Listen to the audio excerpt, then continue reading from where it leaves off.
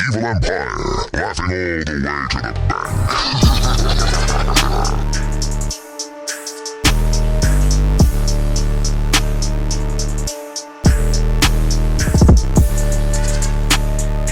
Too sweet!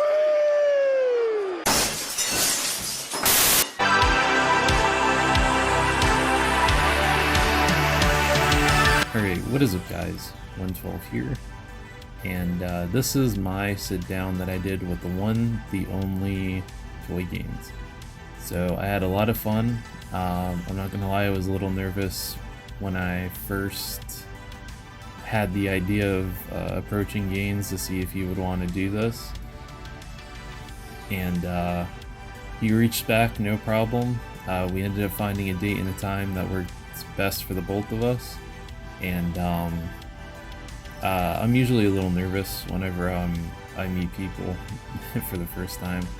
And you know, at first, when we first started talking during this, I was a little nervous, you could probably tell. But as the conversations progressed, it was a little bit easier. So you'll notice that, and I apologize. That's just part of how I am. But I hope you guys enjoy.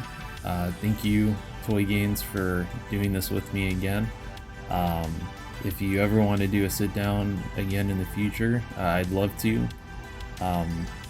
Just let me know a date and a time that works best for you, and we will plan that out.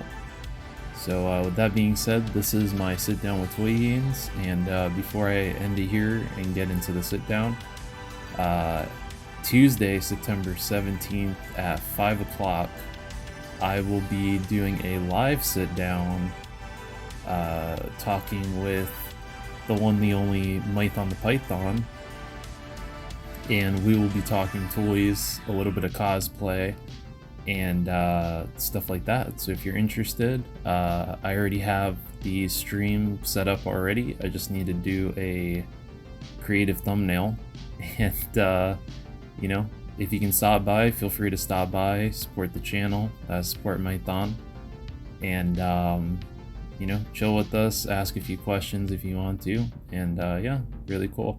But with that being said, thank you for listening to this. Support Toy Gains. I will put his YouTube channel in the description and his Instagram. And with that being said, this is my sit down with Toy Gains.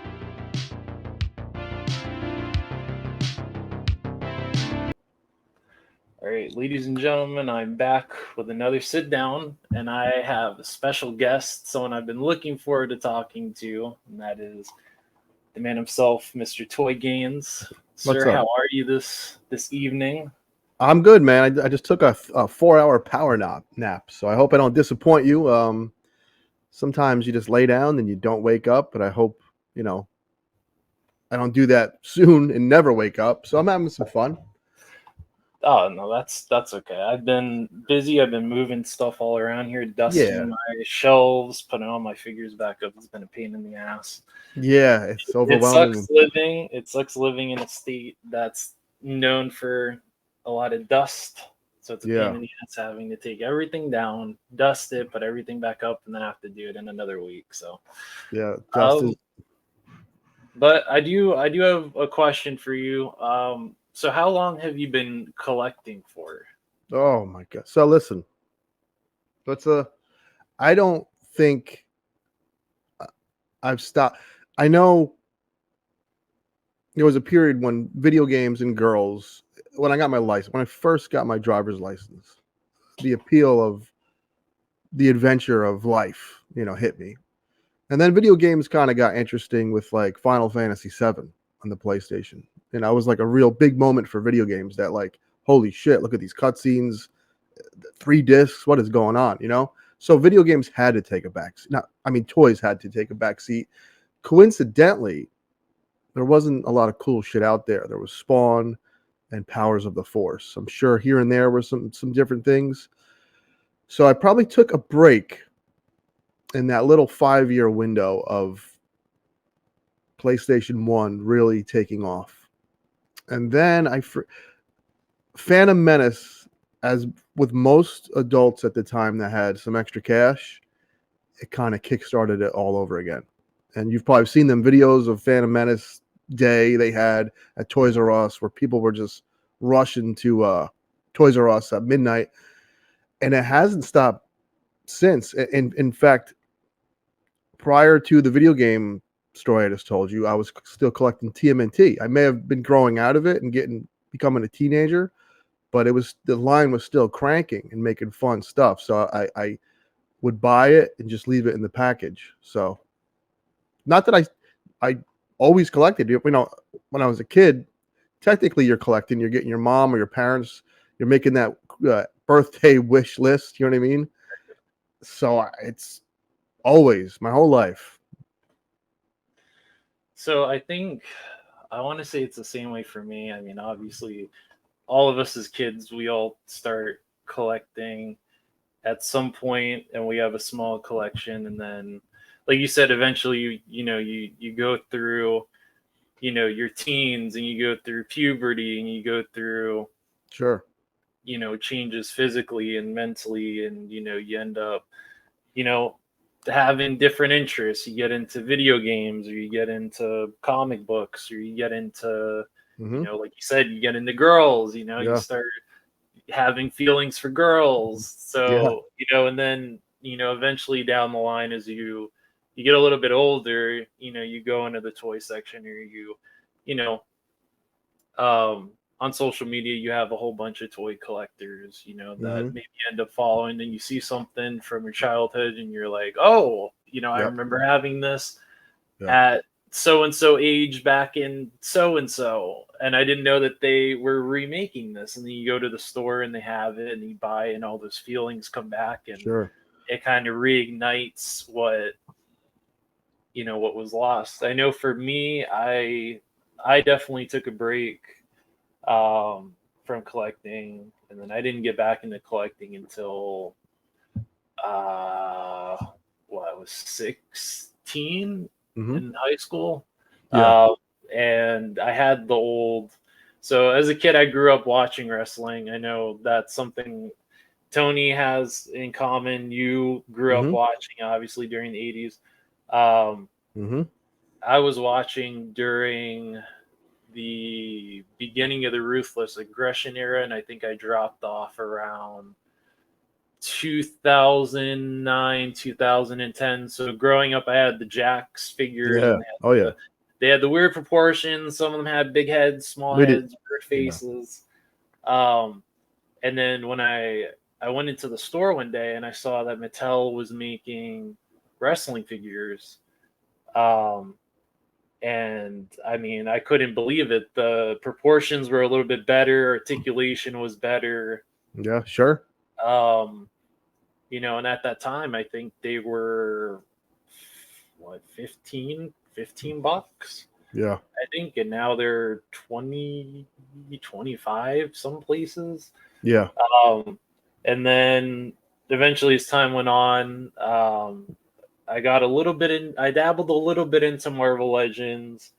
And then when Classified came out, I didn't initially start collecting it, but then once Lady J and Flint came out, those are my two that I first got, because I didn't grow up watching the cartoon on the television. My aunt would give me she would burn shouldn't be admitting this because it's not good, but she would burn the G.I. Joe disc sets on DVD, and I would have them. And so that's how I grew up watching G.I. Joe, and Flint and Lady J were always my favorite because you couldn't have one without the other. No.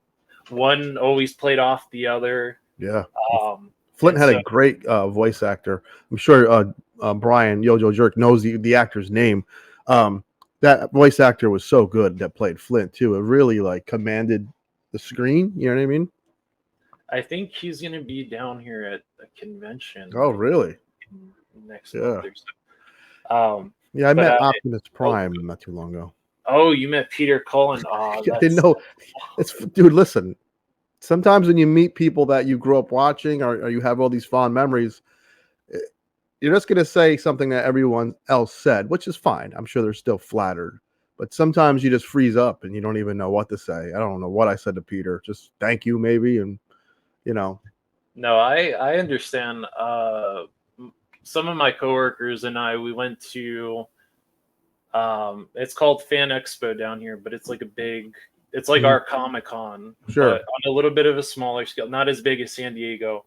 And so it ran the whole weekend. And one of my friends, he's in the Mando Mercs, so it's kind of in the same group as the 501st, like Mython the Python, and they Yeah, have their own cool. separate brackets. Yeah. And he wanted to meet a voice actor from Baldur's Gate. And so I'm standing there on the side waiting for him, and I see this little guy, and he has a mustache, and he's got glasses. His hair is kind of short, and he walks by, and he goes and sits at his table, and I'm like, why does that look familiar? And I'm trying to, I mean, I'm a tall guy. I stand at 6'2", and I'm still trying to lean over, trying to look. And I didn't realize it was Peter Cullen. I was like, wow, I didn't realize the guy was so Yeah. he was so small. Yeah, because of the voice. Yeah, that was a cool experience. I mean, I don't know if I can scoot over here, but some of the stuff here I have signed by different people. Like my Michael Myers there, I got signed by John Carpenter. Nice. So yeah, it is cool to get to meet Sure. some of these people. I mean, Yeah. and then you do get starstruck. I know when I met John Carpenter, it was a pain in the ass the way that they ran it. It was kind of shitty. But when I got there, I mean, I was so starstruck. I didn't know what to say. I was just really polite. Had mannerisms meeting him. He signed it, and excuse me, and then we left because I went and I took a picture with them, and this was at a horror convention. It's one of the biggest horror conventions that we have, I think, besides Monsterpalooza. And so I'm in the bathroom, I'm changing into my costume, and I feel something fall out of my pocket, heard a bloop in the toilet. I look down, and that was my phone. And then on top of that, because they have these fancy toilets that are activated by the motion, it went and so all that water got soaked. Yeah. So it sucked. I was out of a chunk of change to get a new phone. But now mine, I have one of those cases. It only ran me, I think, $12. It's waterproof, shockproof. Yeah, you can pee in the toilet now. Yeah, no fear. Yeah, I'm not. I didn't want to risk it again. No, I didn't. Especially that. So what lines have you found yourself collecting? I know you're a big multiverse. Yeah. Big fan of McFarlane. Yeah. Well, the multiverse thing comes from, I grew up a Marvel kid, and the only DC characters I really cared about, were Batman and Superman, of course, because the movies were so good primarily. So when he started like dumping all these wacky characters, like I could probably reach and grab one.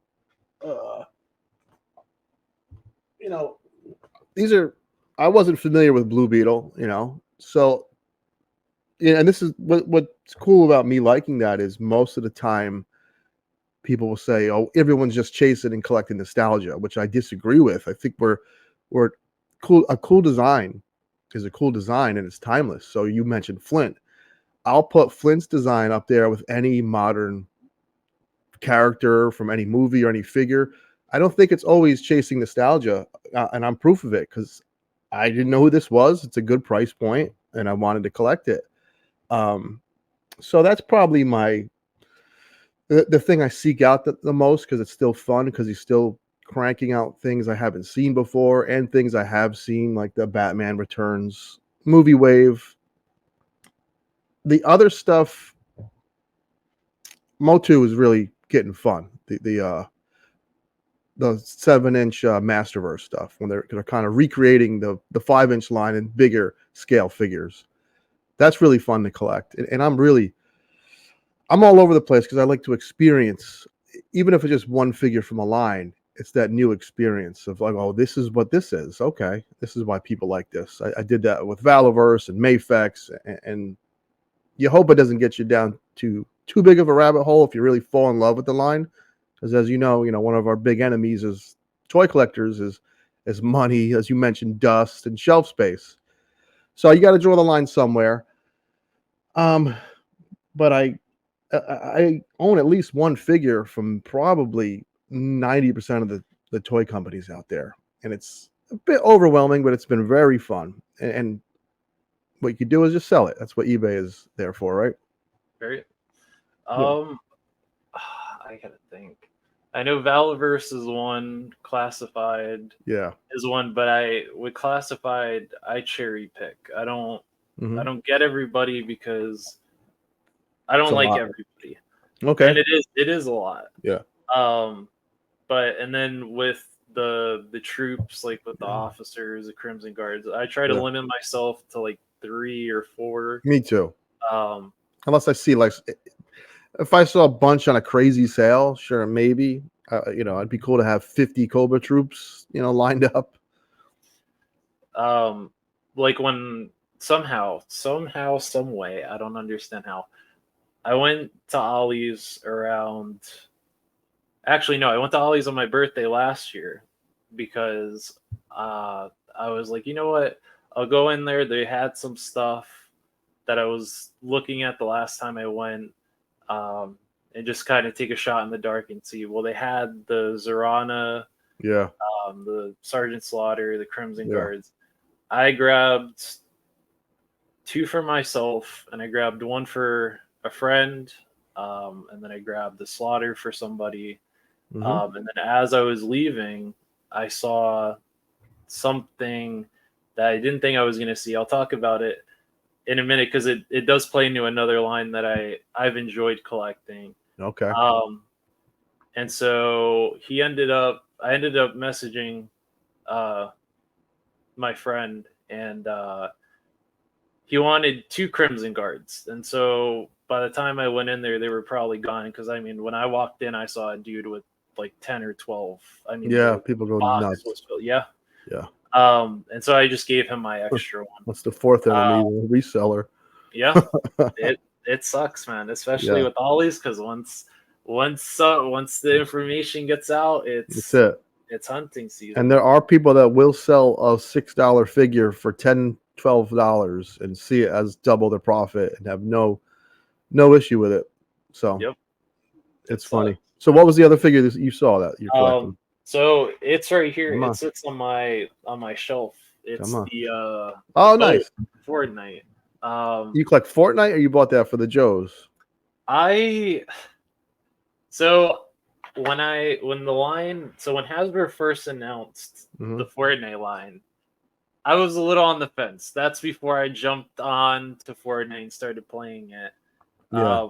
But then I got, what is his name? Midas Rex, I think, was Mhm. the first one that I got, and I couldn't believe it. For at the time they were $20. It was still during the pandemic, and I mean, came I came home from work. He was, or no, I went home from work on my lunch break, and I was sitting there. I was messing with him, and then when I got home from work that night, I just couldn't believe I got him into poses. He was Mhm. still able to be posed. I mean, the backpack is a cape, but it's kind of that plastic Yeah. cape, and I don't really like the plastic capes. I prefer the fabric because Yeah. you're still able to move. It's But like another point of articulation. he Yeah. was so articulate. I mean, double jointed elbows, all that sculpt, all that paint. Mm-hmm. They even let you take out he had a set of revolvers in these Yeah. holsters. And you were able to take those Yeah. out. That The line is length, proof. and then it disappeared. But I went to Ollie's, and sure enough, at Ollie's, I mean, I went fucking gangbuster at Ollie's when I found all this stuff because I couldn't believe the prices. It was the first time I ever been Oh, to that guy's Ollie's. yeah. But I got Man Cake. I can't remember if I got this guy at Ollie's. I I can't remember his name. I know I have some of these guys. Yeah. But I mean the designs, they're just They're so much fun. fun.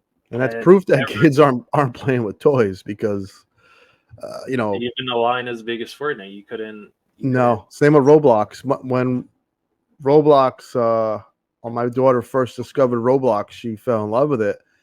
And for Christmas, one of her relatives got her like all these toy sets from Roblox. Didn't play with it. She just rather. And it's funny. I'm thinking if I were a kid and there were like a G.I. Joe game that was like Warcraft or Diablo that was online, would I play with G.I. Joe figures as much as I did? I don't know. It'd be a tough call. You're going to watch the cartoon and then jump online and beat Duke and Storm Shadow. That's a tough thing to beat. Right? Yeah. But yeah, they're fun. Every time that I've talked to someone and I've done sit downs with them, yeah, I always bring up this line, and I Yep. did an overview of it. I'm gonna go back and I'm gonna redo it because at the time I didn't have I didn't have a desk Yeah. to sit down and do my reviews on. Yeah.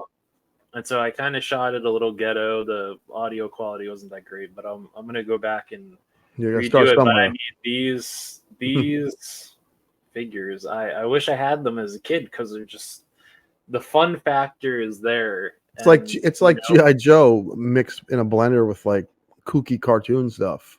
Yep. And Yeah. the thing that I found interesting about these is that no matter what character it is, because Fortnite is just a game that's based off of skins, I know. they don't have any character to them. Right, So it's right. just a character palette right It'd there. been- So if you wanted to throw this guy with Cobra or your Joes, or you want to throw this guy with your Cowboys, and you can do it.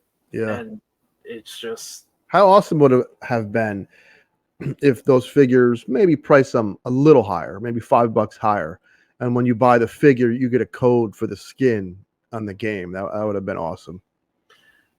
Jazzwares tried that, and they did it with the little 3 3/4 inch ones because I Mhm. used to collect those. Yeah. And you used to get a little card on the Okay. back. You'd scratch it like a scratchy, and you get a code. And whenever you went on the website and you put it in, it gave you like a wrap, like a free Oh, so little that's wrap cool. that- I like that.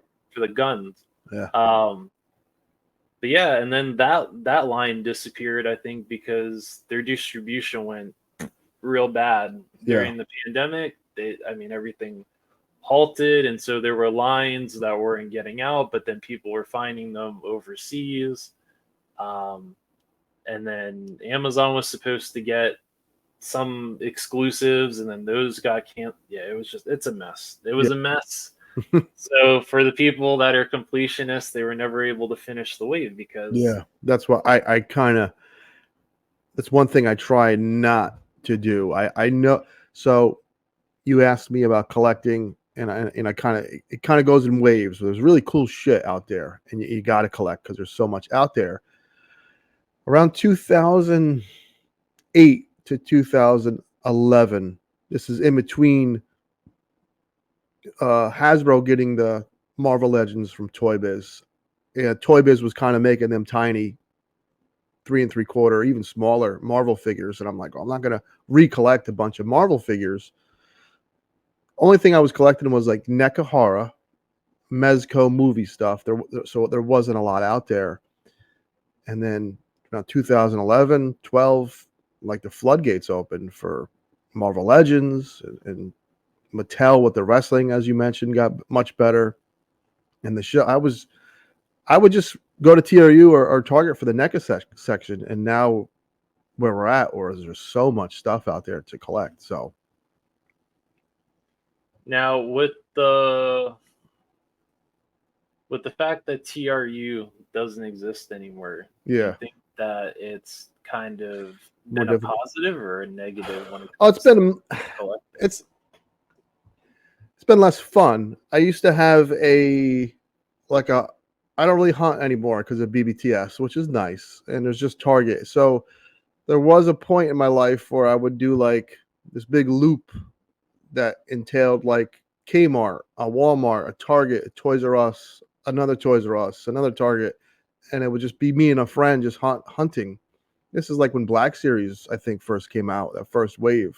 We had to find them all, and it was fun. You know, I think it's another tool for the toy collector. You know what I mean? In TRU would get like random stuff. Sometimes it would be garbage, but sometimes it would be fun.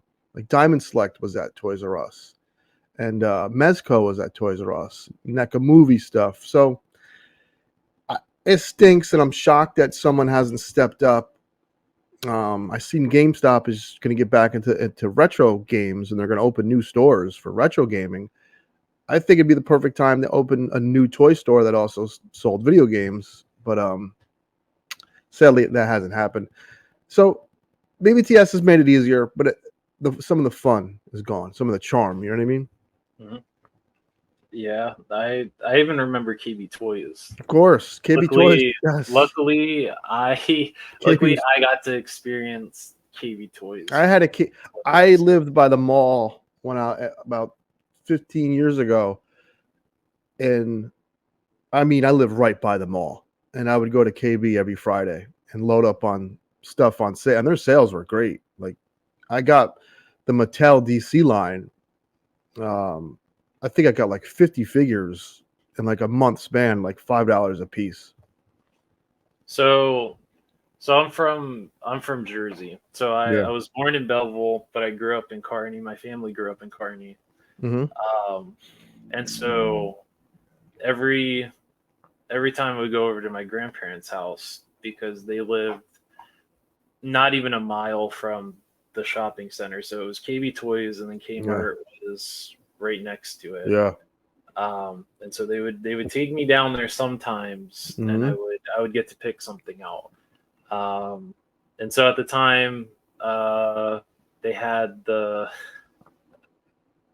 I think it was Toy Biz was doing the TNA figures at the time. So I would sometimes get one of those TNA figures. Yeah. And they were fun. They were fun, but some of them I got and they just fell apart. Snapped. Yeah.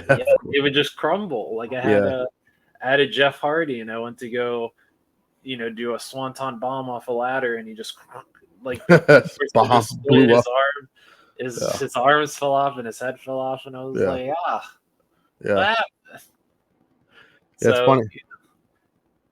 But I think now we're getting to that. Now that we're getting to the more adult collectible, they realize the person manipulating these things aren't little kid hands, so they're trying to make toys a little more durable. It feels. But it sucks because I mean, I have a niece. She's really small, and it kind of sucks that she didn't get to experience Toys R Us or toys. But I also feel like it's not a bad thing either, because my family likes to spoil her because she's the first one in the family in a long time. So Toys R Us, she probably would have went batshit crazy. There was a cool game store in Jersey. Had a cool gaming store specific to like Jersey. I forget the name of it. That was really fun. Because Jersey would have like a Toys R Us on every freaking corner. And there was also a gaming store that was really, really unique. And it was a good alternative to GameStop or Software, etc. at the time.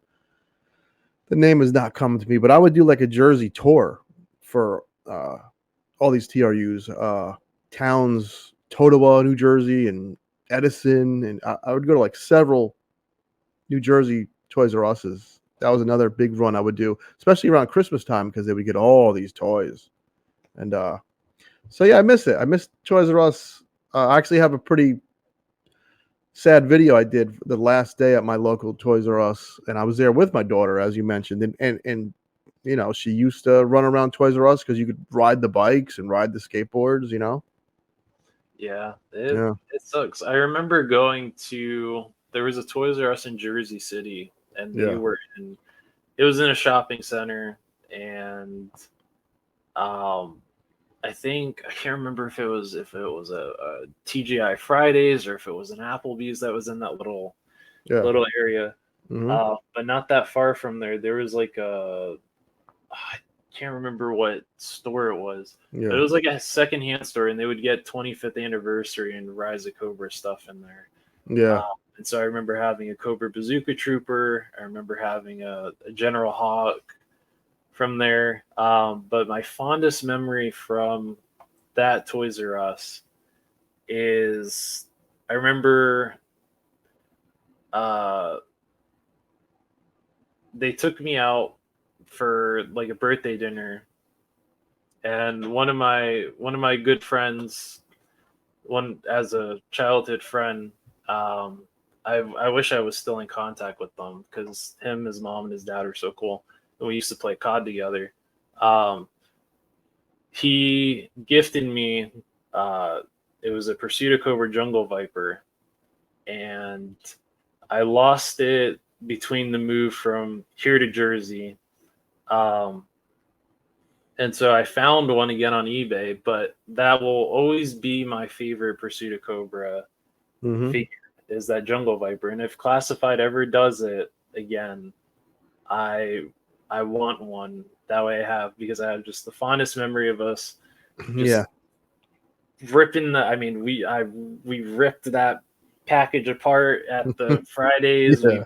pulled everything out. We put them together, and Yeah. we just had a little scene going on. And Yeah. one of the other ones I have to get is the Python Patrol uh, Viper. Hmm. I didn't see them at Target, but I had that one as a kid too because I had the Conquest. Hmm. And that was one of my big Christmas gifts. Was I either got to choose between the Tiger Force Rattler or the Conquest, and so I chose the Conquest. I had that.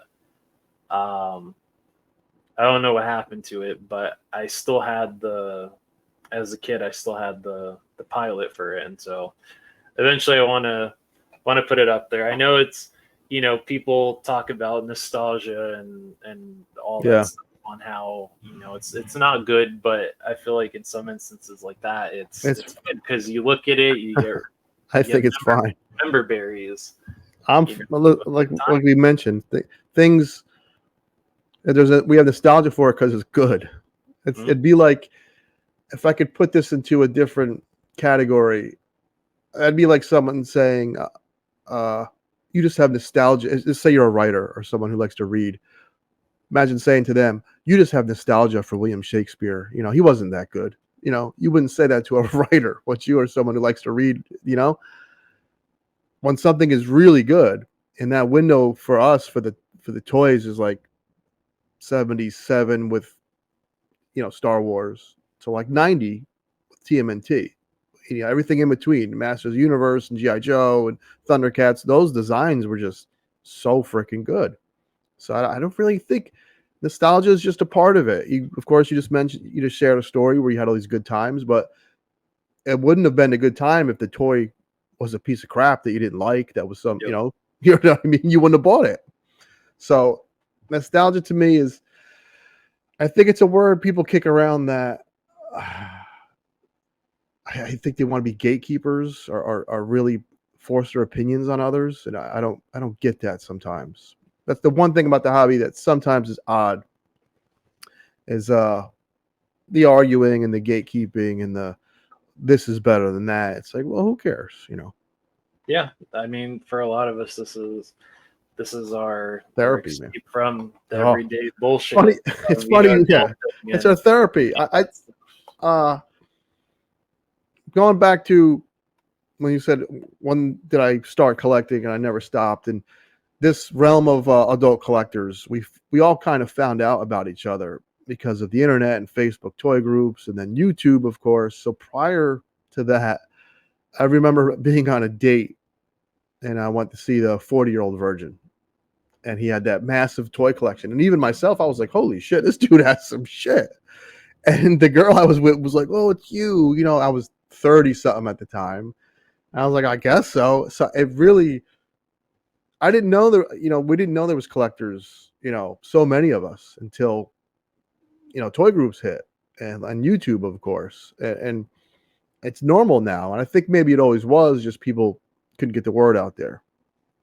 And And then you go to these conventions. could And be then all adults. just meet up with all Yeah. these people, and Yeah. it's cool because it's like, oh, I'm so familiar with you on the screen, and then seeing you in person, Yeah. it's like, hey, it's still the same person, I don't think people understand that there's a therapy to it, and there's the enjoyment you get out of it, and it's something we lean on to get us through life sometimes, and bad times, tough times, and I don't think there's anything wrong with that. Not hurting anyone. It's not a heavy drug. Maybe you'll run out of space in your living room, but that's why I enjoy the hobby so much. Like it's I've said this before. Other things that I've seen over the years, whether it's video games or movies, kind of have taken a turn for the worse, or they peaked a few years ago, but toys are like still peaking. I keep getting surprised by action figures and toys in general. So going back to what you said about how it what is the word? I can't articulate words like Mhm. this. Yeah. But anyway, I'll figure Evolved. it out. But so I went to the DFW GI Joe and action figure show down here. I think a month or so. No, maybe it was like 2 months ago. I went only one day because I had a collector friend. He's on YouTube. I'll plug him. Andy Showcase, really cool guy. He kept asking me for months, "Are you going to this show? They're doing a show down here in Texas." And I was like, "Huh? What show?" And so I looked and I was like, "Oh, this isn't even that. It's not even that far from me. Yeah, I'll get it. I'll do it. The tickets aren't that expensive. I'll just take the train from to and from, and then I'll just walk because it wasn't that far of a walk. The weather wasn't. It wasn't like the fucking Sahara Desert out there like it has been the past couple of weeks. Yeah. And it was a nice, good bit of exercise, Sure. to walk from point A to point B. And so I get there, and it's this little, it's this little small. I mean, they're moving it to another venue, still close to me next year. But I mean, it was nice. It was small. Everyone was really nice to each other. No one was rude. No one was mean. No one was shit talking anyone. Sure. Valaverse was there. They had Series 5 in a display case. They had the Vanguards there. I was worried because I wasn't sure if I was going to be able to get the Bone Collector. Yeah. What do you think of that figure? They still had. I really like them. I know a lot of people really have. I got to go down here. What's the issue people have? Because you can give me some advice, because I'm doing a review later tonight of it because I got mine. What's the issue people have? I'm not sure. Maybe it's the design. Maybe it's I'm not too sure, but I like them. I mean, it was an exclusive. The good thing I like about Valaverse is that with the exclusives, he always gives people a chance to still get them. It's not like Hasbro with the Cobra Commander where you had to be there to get it, and then you had to get up at 5:30 in the morning and have your account ready and pop an energy drink to make sure that you're up, and then it sells out like that, and then you're like, well, I got up for nothing. Exactly. And then you go to the show, you can still get it on the website. I think he's still selling them at the conventions, but I mean, for an exclusive, it's nice. You get some new stuff. I mean, the vest is new, the body is new. The minigun, I mean, we've seen before, but the backpack is new. The helmet is really cool, and then he comes with extra hands. He comes with blast effects for the minigun. You get a barrel at the bottom. I mean, I don't know. Maybe it's because you have a lot of people that are strictly GI Joe. You can't mix Valaverse, can't mix Classified. Maybe it's just them. Maybe it's just people shitting on Valaverse. I don't know. Bobby because maybe some of the things he says, or Yeah, who cares? some of the things he does. I'm just like, yeah, whatever. Uh, It doesn't play into the figures. Yeah, he's a no. bit of a hard ass. Yeah, he tells you how it is, and if you don't like it, it's kind of whatever. Yeah. But I mean, the figures are quality. I mean, yeah, there were some issues with Wave 1 and Wave 2. I jumped on with Wave 3 with the females. I mean, those figures are great. So you mentioned like my last two figures I got in that space are Doc from Classified, and I just got that Bone Collector, and the quality of the Bone Collector feels better. I don't know why anyone would be offended by that statement, even if you're a super fan to GI Joe. Something has to be better. Like it'd be like me. I always try to use analogies and other. It'd be like you like the Detroit Lions. It's a football team, and your friend is a Patriots fan. Are you going to try and act like the Lions have been a good as a team as the Patriots? No, there's always something slightly better, and it's fine. Doesn't mean the Lions are, not worth watching. So Classified is just things are a little gummy. The knee joints feel a little gummy. The weapons are gummy. Designs are great. I think this Doc figure looks fantastic. As an updated version of a old character. Great look. New Valaverse. The few figures I've gotten that are new, the feels like a better quality plastic. And Let me grab mine real quick. who you got?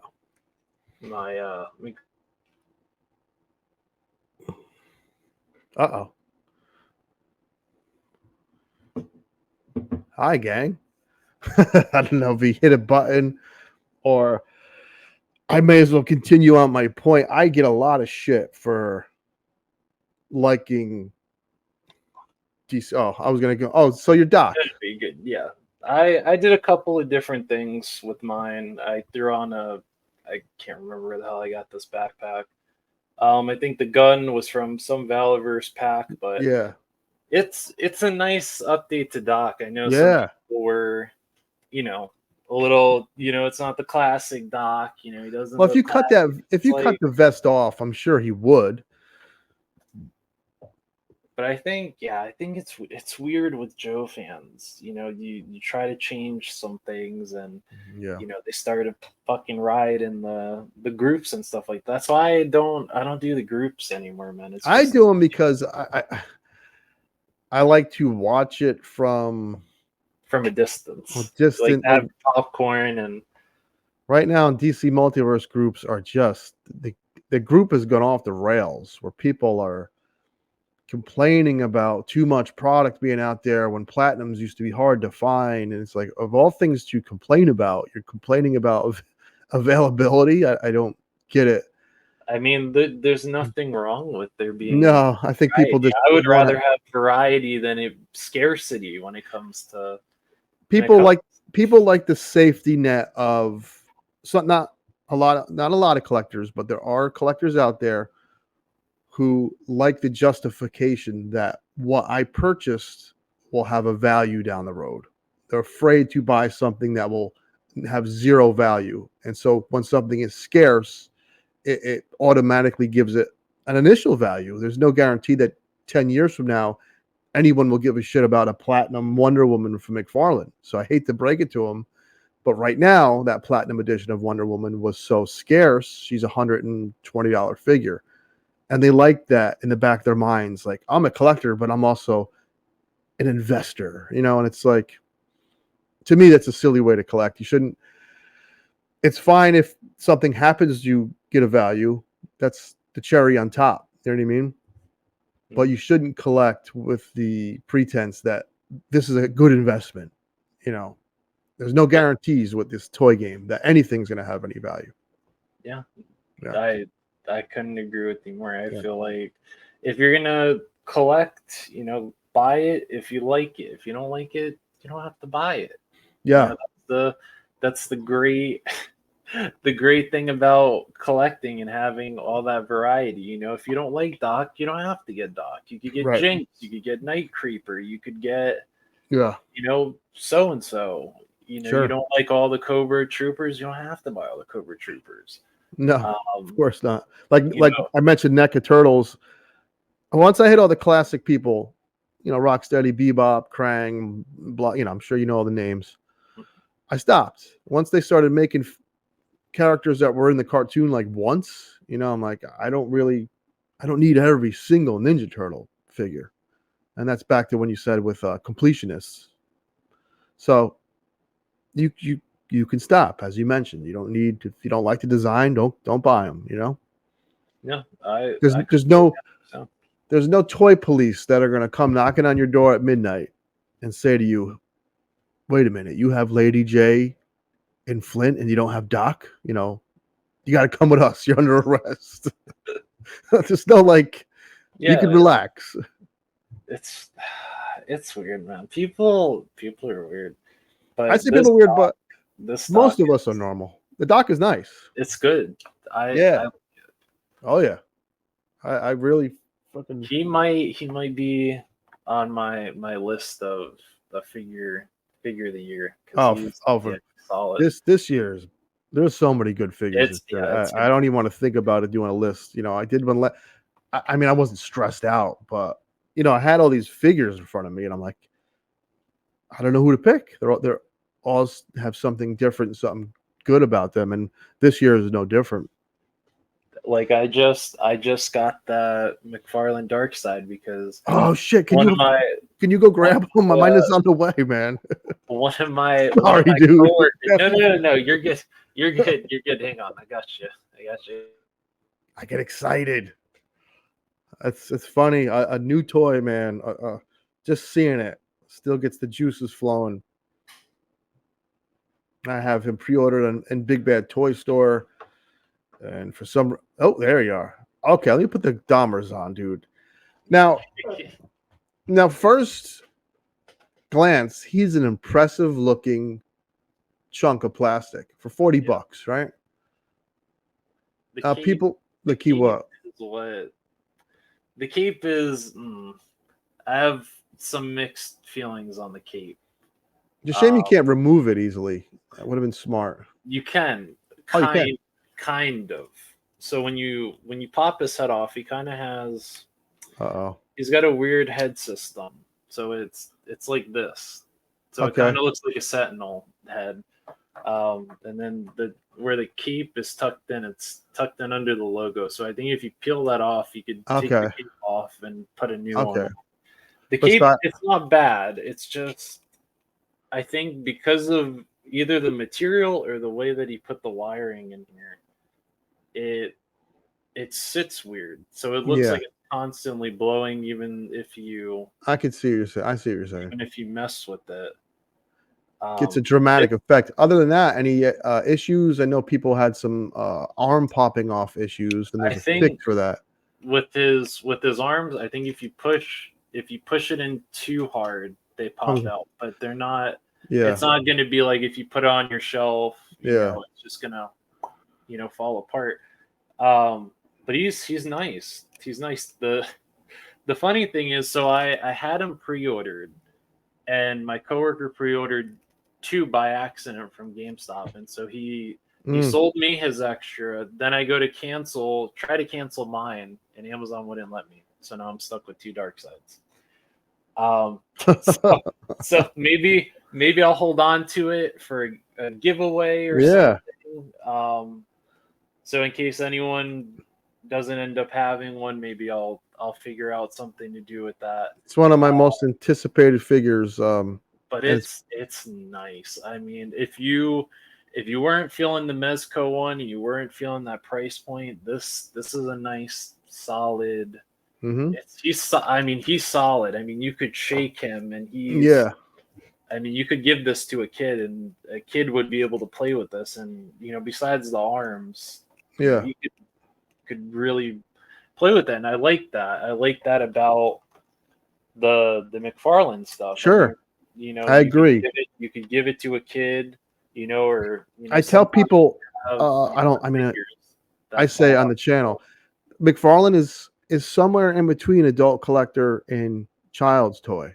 and that's why I don't get too wrapped up in, oh, this looks like that. This doesn't have all the paint apps. I was like, you got to remember, I don't know if it's intentional, but the price point kind of tells me it is. It's somewhere in between where it's definitely catered to an adult, but there's a toy there. You know what I mean? There's still a toy underneath that, which is cool. Yeah. Not like It's- when you buy a Mezco figure, you're stressed out. When you buy a Mezco figure, I don't know if you own any. I own. So I had a couple, Yeah. but over the years, I've kind of sold some of them off. Like I had all three Batman. So I had the Ascending, the Sovereign, and the Supreme. But Awesome figures. I recently sold my Ascending and my Sovereign, just because I liked the Supreme Knight Mm-hmm. better, and because I have a story that's connected to my Supreme Knight. And so I think if I ever get around to sitting down and reviewing it and finding time to do it, I'll you'll hear it twice. But Okay. so I have a friend, a very, very close friend, and she had asked me, because I'm one of those people that I get weird around my birthday. Like as I've gotten older, I'm like, I don't really want to do anything bombastic. I don't really want presents and all that stuff. Like you don't have to feel obligated to get me anything. But if you do, I'm extremely grateful. Wait till you get even older. You just want to hit up a buffet. Yeah. And so, she kept nagging me. I was like, you know what? Fine. There's one figure that I want. I wasn't able to get it when the pre-orders went up, and it's this Batman. It's this Mezco Supreme Knight Batman. And so she had bought it off of someone off of Macari was selling it, and it wasn't a bad price either. And she had thrown something else in the box. Well, she shipped it through FedEx, and so I'm at work. She texts me. She said, "Hey, the box shows that it's there." I go on my lunch break. I look on the doorstep. There's no box. I said, "Okay, that's weird." I look behind the patio. There's no box. So I go to the office. They didn't get a box.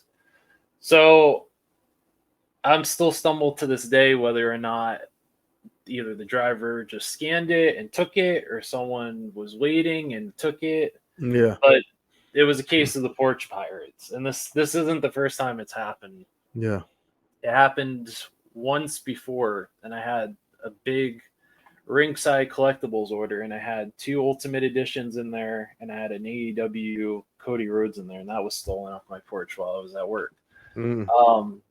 And so she was absolutely, she was pissed. She was gutted by it because she put a lot of into it. And I told her, don't worry about it. I will find a way to replace it. So I found one. I had to pay more than what she paid for it. I had to pay $130 for it, but it was still sealed in the box, and I got it. And so now I will always hold on to that.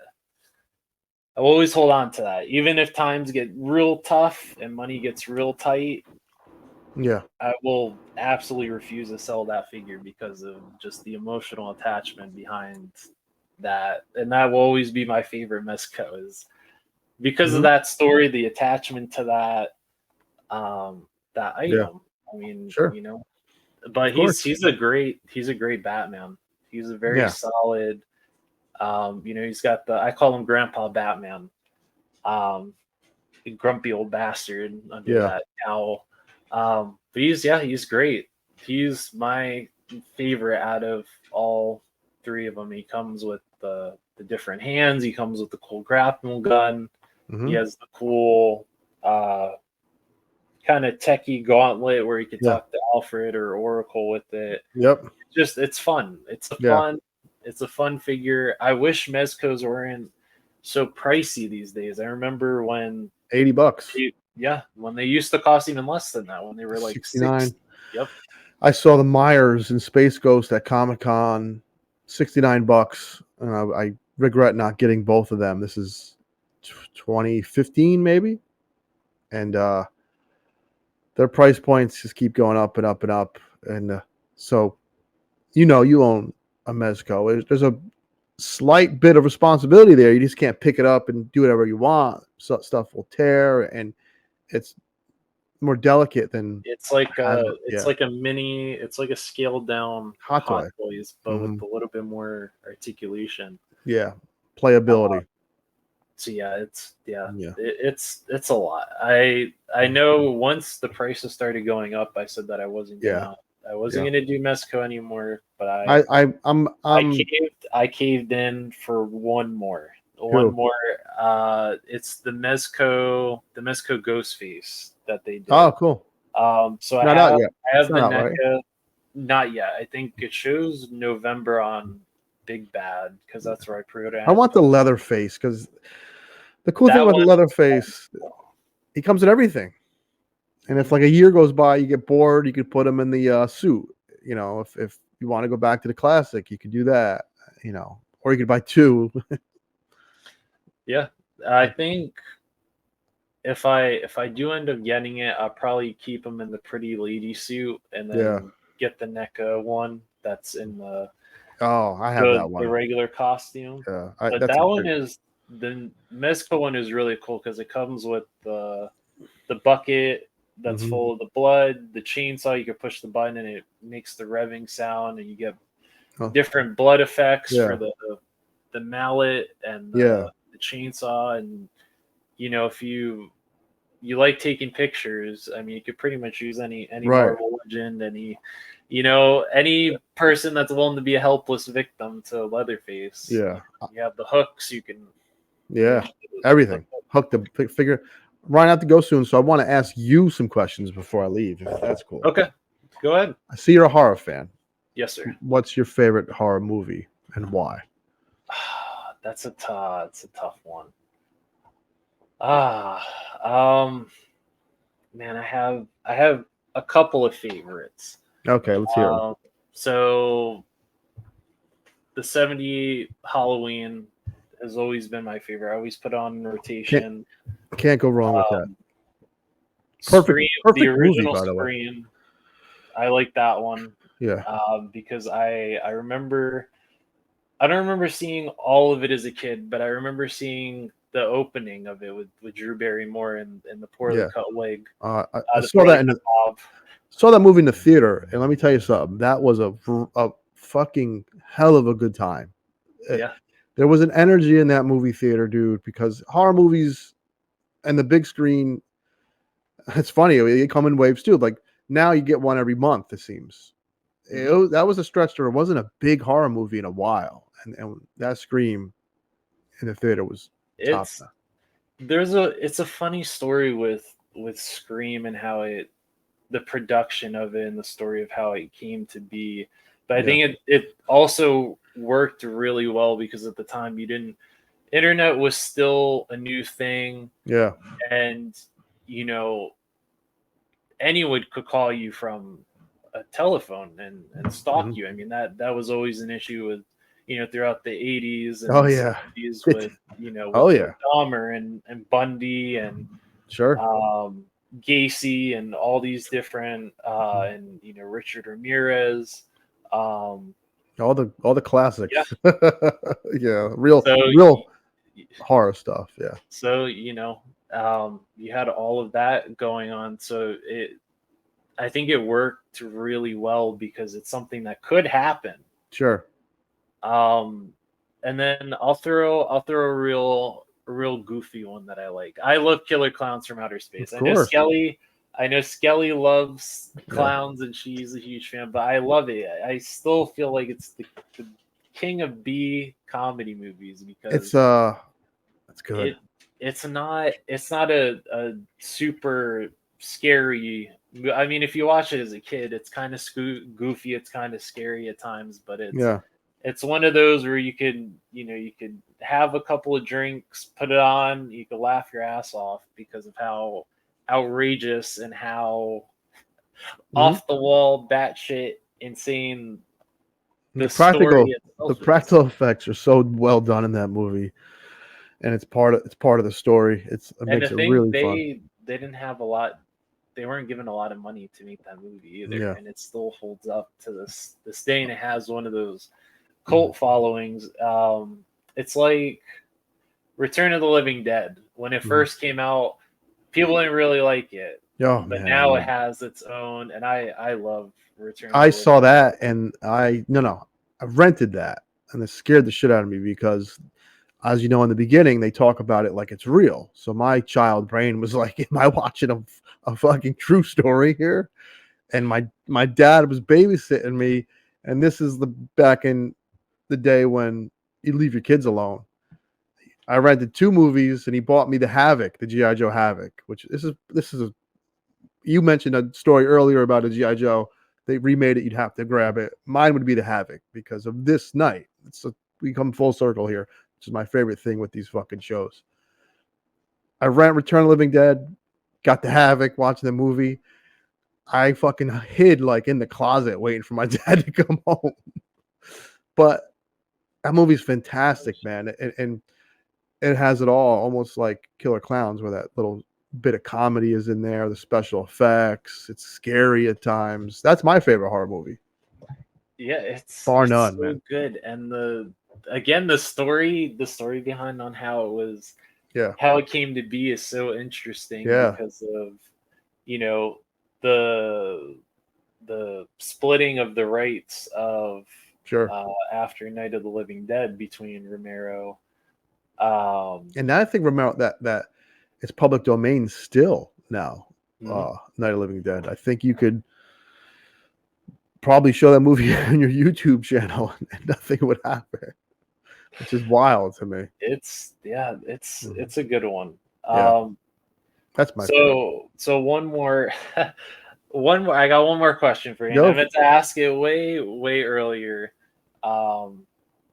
And it's something that I noticed and I loved immediately when I was doing some research. I was watching videos. The intro, Yeah. the song, I was like, why does that sound so familiar? And I pulled up my Spotify and I was like, I know this was a Foreigner song.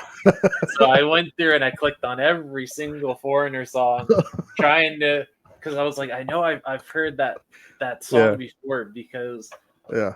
I feel like a grandpa when I'm at work, because my aunt grew up in the 80s. Sure. And so all of that influence got passed on to me. So I've seen so many 80s movies. I listened to so much, and I still do listen to a lot of 80s music. Yeah. And of course, Pac-Man and all that 80s pop culture, it got passed on to me. Mm-hmm. And so, whenever I talk about this stuff at work, all these younger kids, they have no idea what the fuck I'm talking about. No. Man, I feel like fucking grandpa, because I Yeah. I know all of this stuff, and I have a love for it, and I still regret not being born earlier, because I feel like a lot of people told me that I'm an old soul. Me too. I wish I was an adult in the 80s and not a kid. I wish I was like in my 20s in the 80s, because they had a fucking good time. I could, we know that by watching, all the, every clip you see of the 80s is every day looked like spring break in the 80s, right? Yeah, it's just something about it. It's the atmosphere, the colors, the clothes, the music. So yeah, see, now I'm getting on a tangent. So what made me pick head games? Well, not really that. What type of 80s music do you listen to? I remember getting picked on when I was a kid because growing up in the 80s, you were either a metal kid, rap just got started up, you either liked rap, and there was a lot of in-betweens. So my mother would play records all the time. She was like a young mother. So whatever record she would play, inevitably you hear it enough, you're going to be into it. So I liked everything from Duran Duran to Iron Maiden to Michael Jackson to even like Paul McCartney when he went solo. So I had all these records, and I don't mean picked on, like pushed around and bullied, but friends would come over and they'd be like, why do you have a Tina Turner record? And I liked her. And that kind of never stopped with my music tastes. If I just hear a song and I like it, I don't care who it is, what genre. But if I had to say my three favorites, I mean, Def Leppard's Hysteria album was It's a good. such a big thing, man. Like, not only was the design cool, that shirt, with the face, the whole album was really good. So probably in the 80s, there's definitely three. There's Hysteria, there's Michael Jackson's Thriller, and then I got a Metallica album at the back end of the 80s. And those three albums, like three different albums too. You have like not a heavy metal, but rock band. You have R&B with Michael, and then you got the metal with Metallica. So that was a great decade for music, and those are probably the three that stick out. Hope that sort of answered your question. So Foreigner, Foreigner's big hit in the 80s was I Want to Know What Love Is. So that kind of, I don't, my brain at the time, I mentioned like Tina Turner, but rock songs that were kind of soft, I was like, I don't like that. I got into Foreigner as an adult. I bought their greatest hits, and I'm like, Foreigner had some bangers, like some fucking real. Yeah. And Head Games is one of the more fun ones. I really got more into that song as an adult. In Double Vision, I would joke around and go drinking with friends and play the song. So, yeah, it's fun. Music is fun, man, because you live long enough. There's so much music out there that you don't need to worry about new stuff. You could find some band that you never even heard of or thought twice. I'm just now getting into like Grateful Dead stuff because I never cared about them. So that it's fun to now as an adult to start listening to something I never even paid attention to. Yeah, it's interesting. Like with me, so I had an MP3 player as a kid. Yes, we had MP3. I know I say that and I sound fucking old. And I mean, it took a AAA battery. It had a little flip out USB, so you plugged it into the computer and you could put songs on it. Yeah. So I had songs from Appetite for Destruction. I had songs from Kill 'Em All, Ride the Lightning, Master Puppets, the Black Album. Looks so good, man. Justice for All. I mean, I had a mix. That's the one. Like I said, it was my aunt that that pushed all this stuff onto me. But every time I would go over to her house, this was when VH1 Classic was still. It was before it went to MTV Classic, but it was VH1 Classic, and at like 11 o'clock or midnight, they'd run these brackets. It was called Metal Mania, and so it would run all these metal music videos on there. Yeah. So it would run Quiet Riot, it would run Ozzy, Maiden, Wasp. I'm trying to think. Dokken, LA Guns. Yep. The I'm Crew, sure Alice Cooper. Dio came on there. Dio was on there too.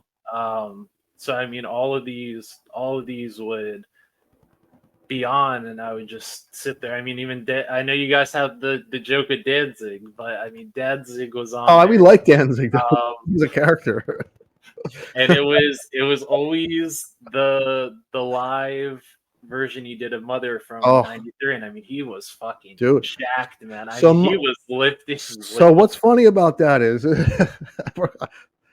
I love when something will take you back, man. '93, I started getting into rap, and there was groups like Tribe Called Quest and Public Enemy, and metal kind of started taking a back seat, becoming less popular. Guns N' Roses, I think, won like Band of the Year or whatever on MTV, but rap started taking over, and it was something different.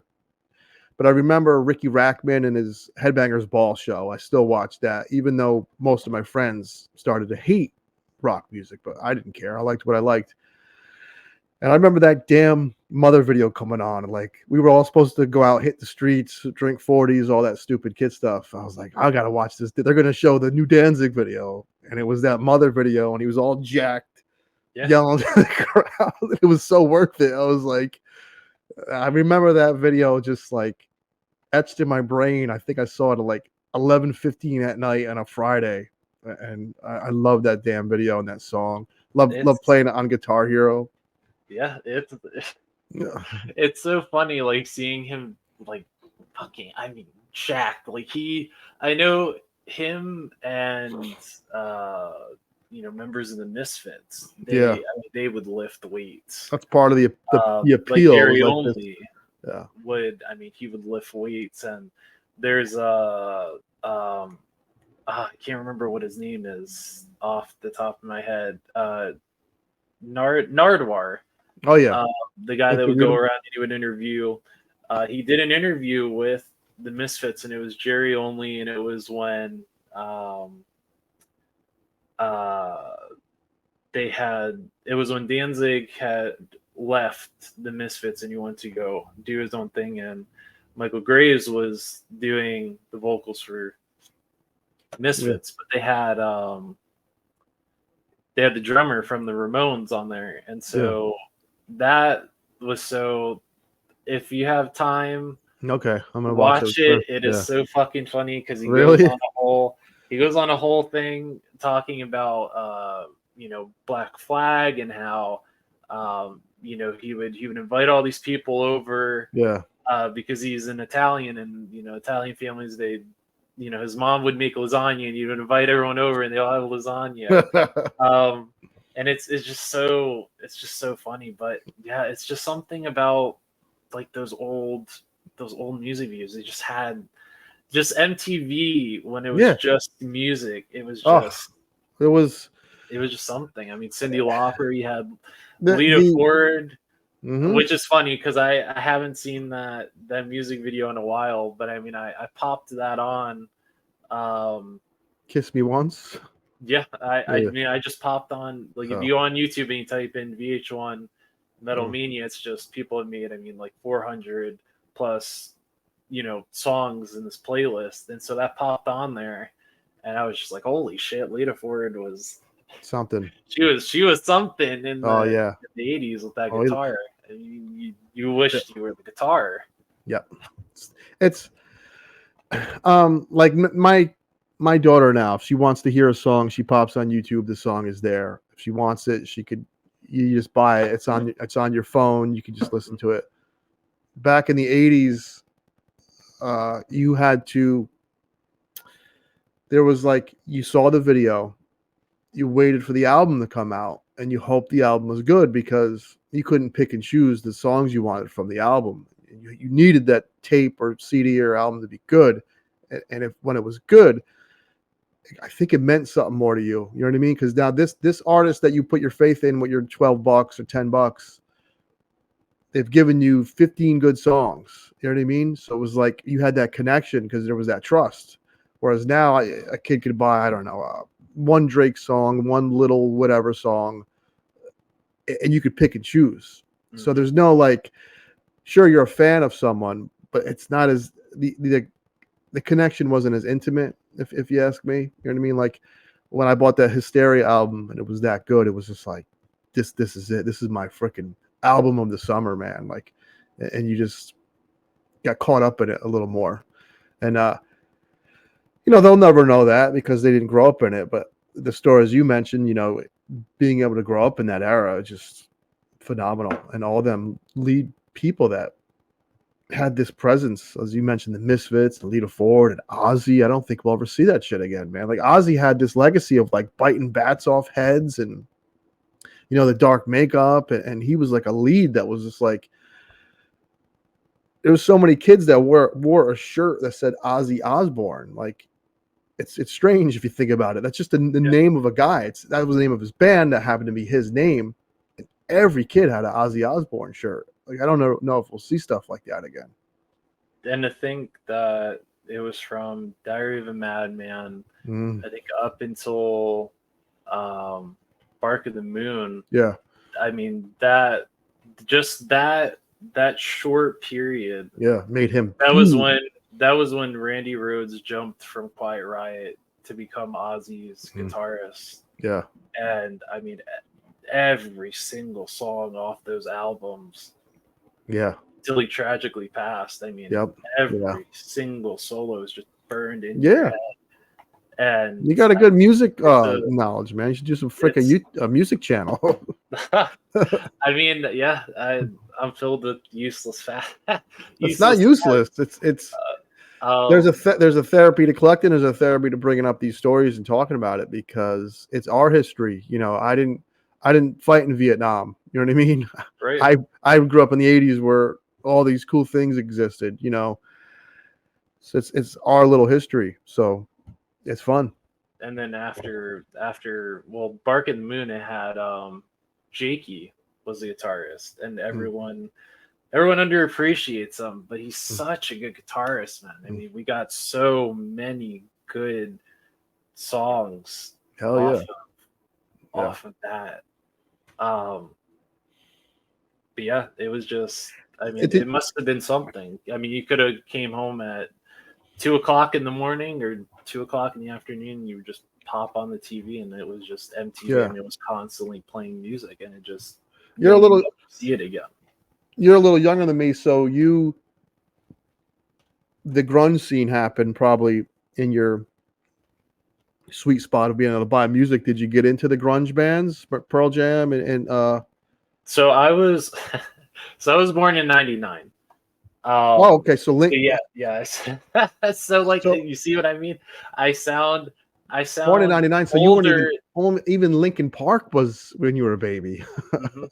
So I sound. Do you like Linkin I sound Park? Older. Oh, I love Linkin Park. I mean, So Linkin Park, man, such a good. I they mean, that first album came out of nowhere, and it's just like, holy shit, this is something fucking different. You know, it was rap, it was rock, it was a guy fucking screaming his head off, but still having a melody there. That album took over, man. So I was an adult when that came out, and I got sick of rap. The more I saw rap almost like metal in its peak. You know, we talked about Ozzy Osbourne. I saw rap, you know, the peak of like Rakim and Biggie Smalls and Tupac and Public Enemy. It all came to where it peaked. So anything after, say, I don't know, maybe DMX, to me, just all starts to sound the same. Mhm. So Linkin Park came out, and it was like, holy shit, this a rock band that everyone is listening to. People that like rap, people that like R&B, everyone paid attention to Linkin Park, and that's the last band I remember being that unique and different. And that was like 2001, right? So I'm waiting for something. I always will wait for something to take me back to where I have to buy an album, and it hasn't happened in a long time. Yeah. Man. Long time. Linkin Park was. I mean, it was something special. It was like a lightning in a bottle. Sure. And I know now they're probably talking about trying to bring back Linkin Park, but just with a new Yeah. vocalist. Can't. And I don't mind that, but it's just Chester. I mean, Yeah, he was. the thing with Chester is that not only was his voice unique, but I mean, the man put everything into every single song. Sure. I mean, everyone fights their own battles their own way, and you know, I mean, I couldn't imagine what the man went through throughout his life, but now knowing what he went through, you go back and you listen to those songs, and they connect differently because you could hear the pain, the Sure. hurt, and all of that in that music. Mm-hmm. And so, yeah, I mean, I have a little bit of faith in it. It just depends, because I know they were talking. I mean, the rumor was they wanted to get Amy Lee from Evanescence, but I do like Evanescence. I grew Yeah. up listening to Evanescence. I was in that wheelhouse too. Her her voice, it's more, soothing, higher pitch. It's not really, with that raw, screaming. The only person that I could think of that's close and not exactly Chester, it's close, is the vocalist from Spirit Box. Okay. Um, Haven't heard of because them. But I'll check it out. she's got a hell of a voice where she can go from that, that deep screaming and then just in an instant just go right back to vocals. I mean, it's impressive. Yeah, I just hope something. I'm kind of bummed, and this is no knock to any Taylor Swift fan or country fan, but country, the way music is churned out now, it's almost like a factory where it's like it's a design. It's by a design to have a melody and a sound that people are familiar with. So, oh, that's the new song, I'll buy it. I'm not saying that the artist doesn't have any. I know Taylor Swift, a lot of her songs she writes, and that's cool. A lot of things sound the same. Was what I'm getting at. Like country is kind of blended in with rap to kind of have a similar beat. Doesn't have that old soul to it like it used to. So I'm hoping. I'm sure there's indie bands out there. I'm sure if you really seek it out, it's there. But I come from an era where you didn't have to seek it out. The cool shit was on the forefront. And it was there for you to listen to and buy.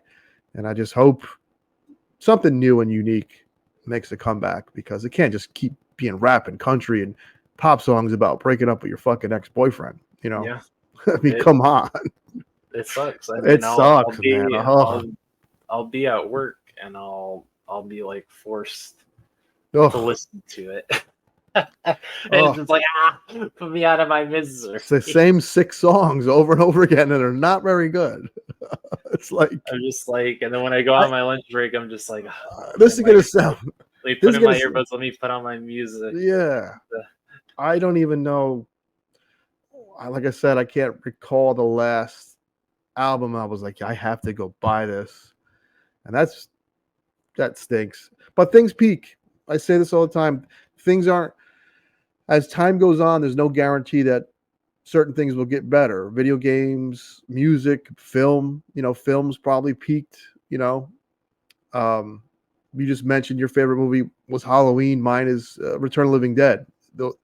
Things peak. I think music is no different. Yeah. Toys, though. Toys. I think they're still on the way up. Yeah. Thank God for toys.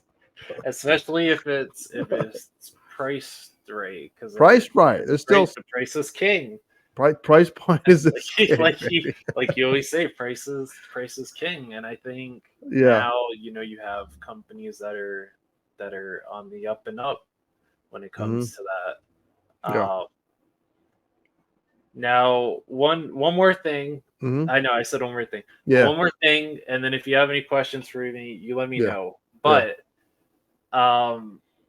so I know you and we also have a common interest where Fortnite has Fortnite has captured us. So I'm curious, how did Fortnite kind of reach onto you and grab you and pull you in?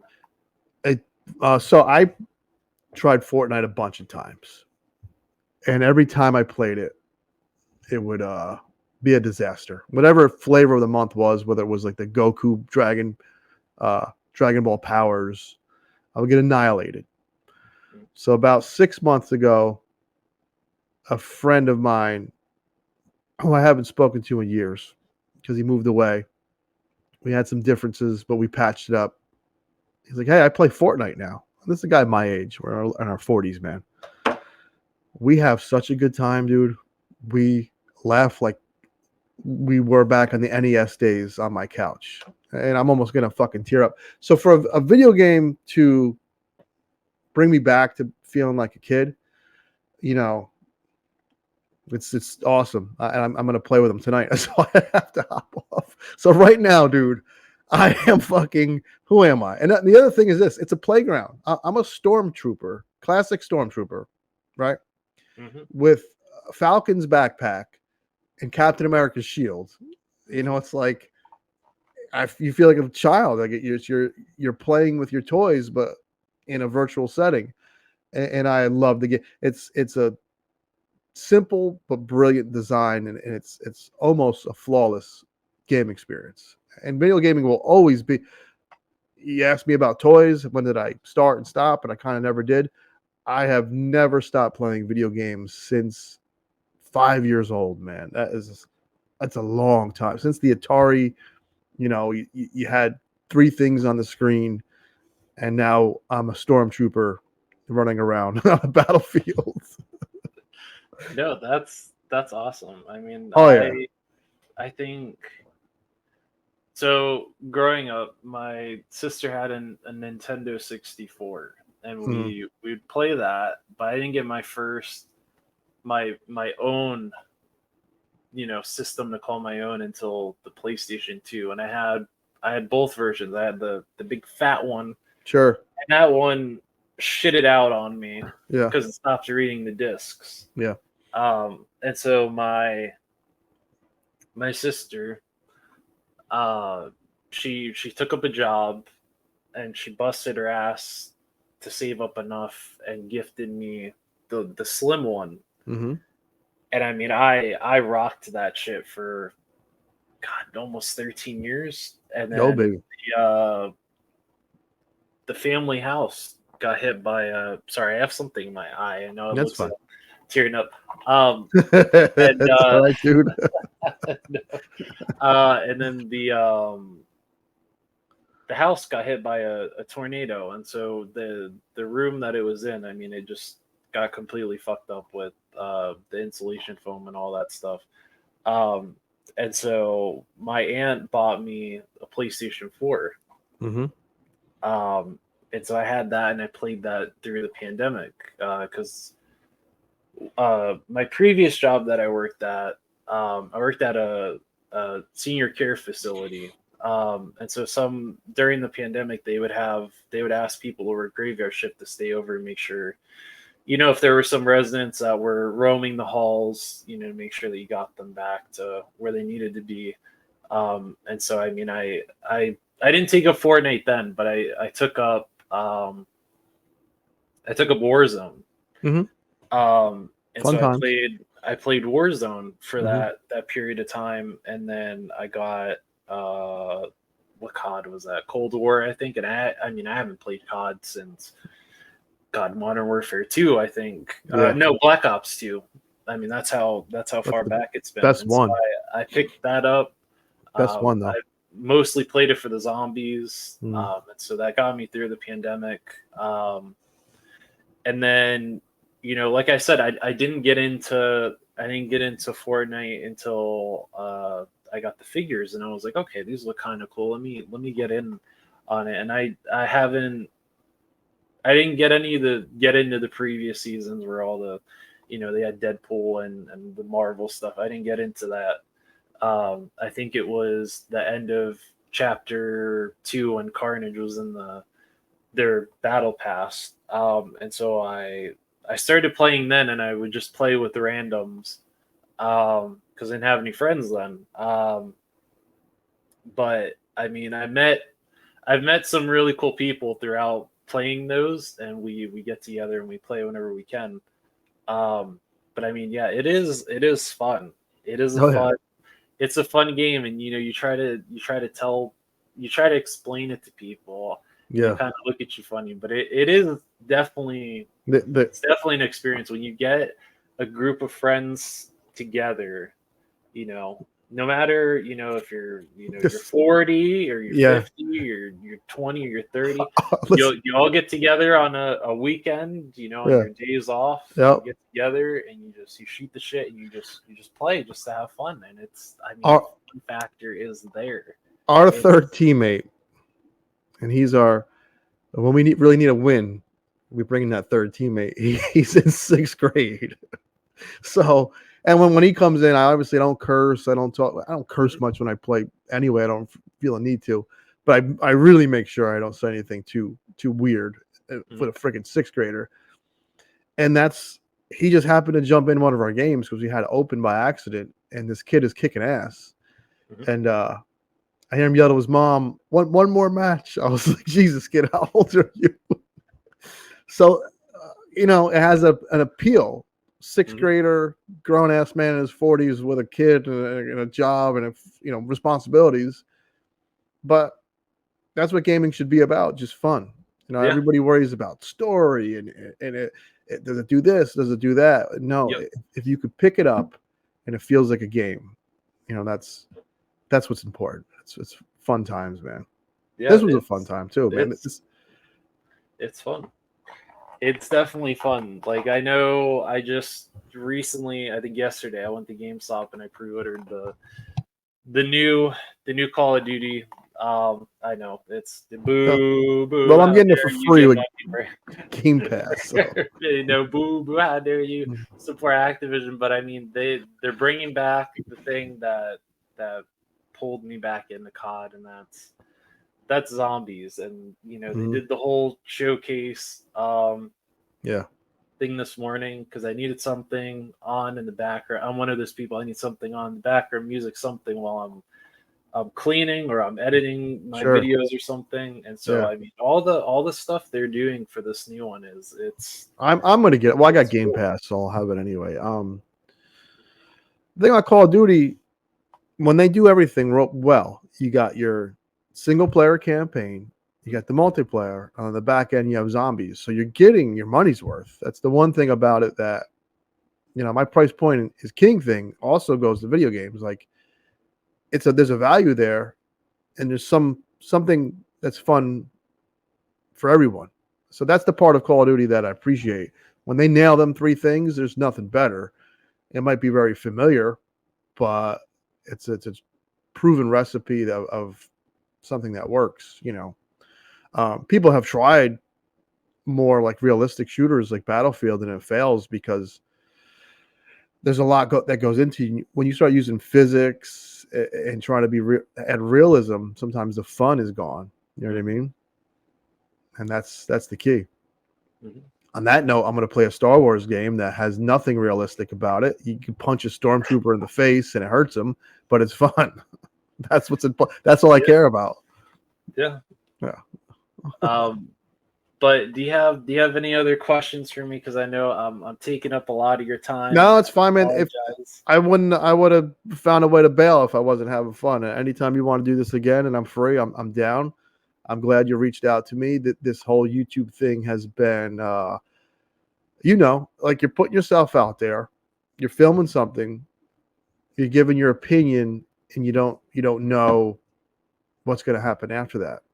I could have had a ton of people telling me I'm an idiot. Why are you doing this? People don't care. They'll say whatever they want.